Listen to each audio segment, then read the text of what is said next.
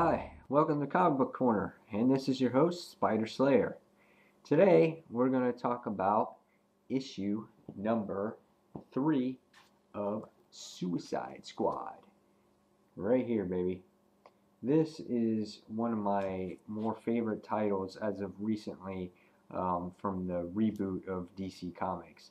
Now, I've never read Suicide Squad before, so I know they had different couple teams and things like that, but for the first time reader of Suicide Squad, I do like this series tremendously.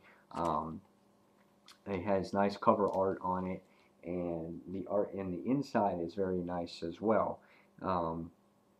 It's written by Adam Glass, and the art is done by Cliff Richards. As you can see here, it's a very pretty cover, very detailed. Harley Quinn looks pretty badass on this this particular cover right here.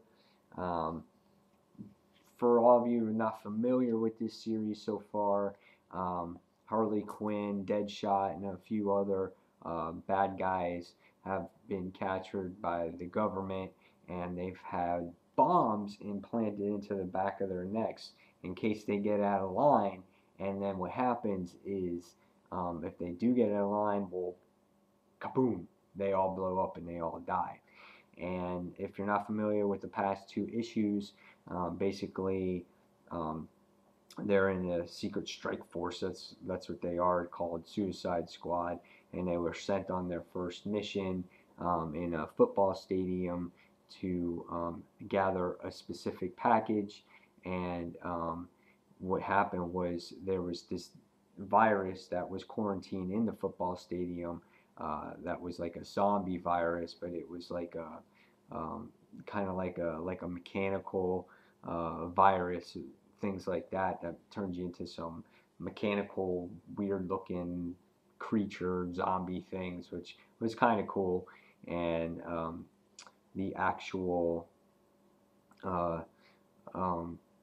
cure was an unborn baby, which they had to rescue from a zombie mom, and they had to cut her out and get the baby out. So now the basic plot of this issue is that the Suicide Squad here is laying low, and they have to deliver what is called the package, which is the baby, back to home base and get it safe and sound so they have a cure for this specific virus.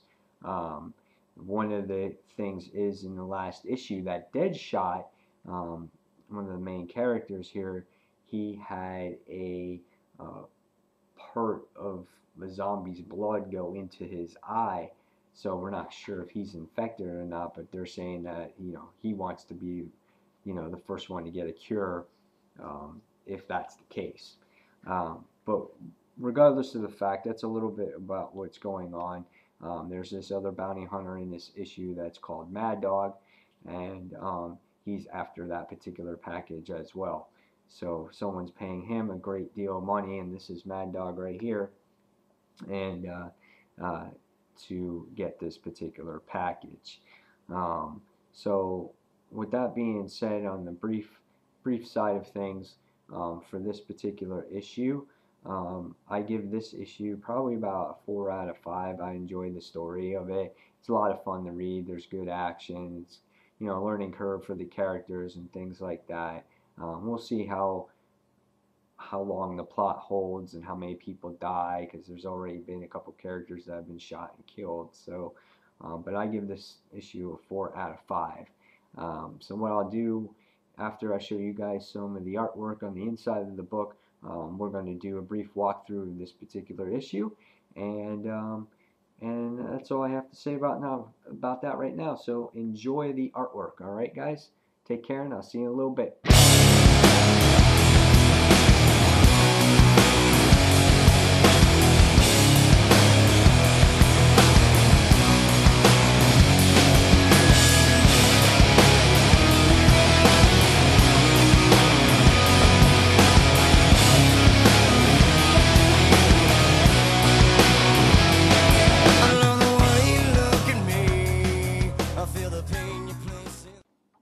Alright guys, welcome back. I hope you enjoyed some of that close-up art of the book and you can kind of appreciate what the artwork looks like inside.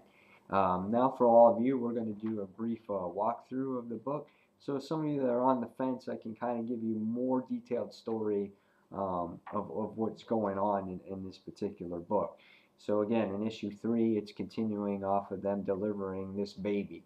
So here, it starts off in the beginning of the book, and it's 21 minutes till evac, and you can see that there is guns ablaze in here, and it's like you can see all this is going on, and that guy there with the guns right in the middle, right here, that dude there is Mad Dog. Bear with me if I'm not talking as loud as I usually do or as animated, but the kids are sleeping, so I'm trying to keep a low voice tonight. And the next thing is there's all kinds of chaos going around, and you know, Diablo, which is this guy here, is making sure that Harley Quinn wasn't hurt, and we can see here that she's like, no, I'm just guarding the ice cream.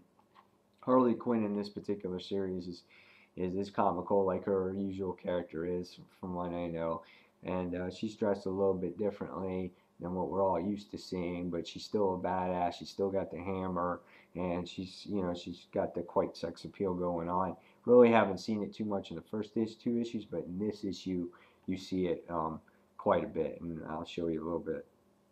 So we can see that Spider Ninja here is putting up some gas, and Mad Dog can't see, but he does have a thermal mask, and boom, just like that, one of the Suicide Squad guys gets shot, and that's the Spider Ninja who gets shot. And then all of a sudden, right before he's going to shoot, we see Harley Quinn. She turns on the gas inside of the restaurant. So we can't shoot any bullets, because what happens is if you shoot gas or shoot a bullet in the restaurant with all that gas, what's going to happen is kablowing, everything's going to blow up. So after Mad Dog is taken off, or after we get to this particular point, we come back into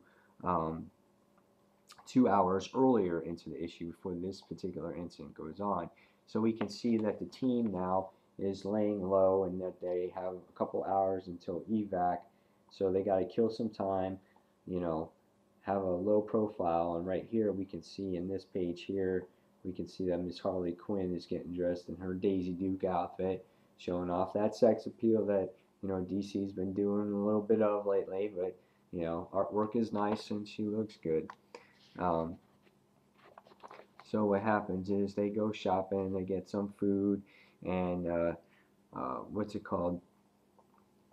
And I think the shark guy here, Man Shark, or I forgot his name exactly, but they're saying he's keeping a low profile, and you can see he's like eating all kinds of birds and stuff like that. But he's a pretty much badass. You can't really hide him too much. His name is King Shark. That's who it was. So we can see that they have no way to pay for that stuff, but Harley Quinn's like, yeah, I'll take care of the cashier, and and the cashier's like, whoa, check her out.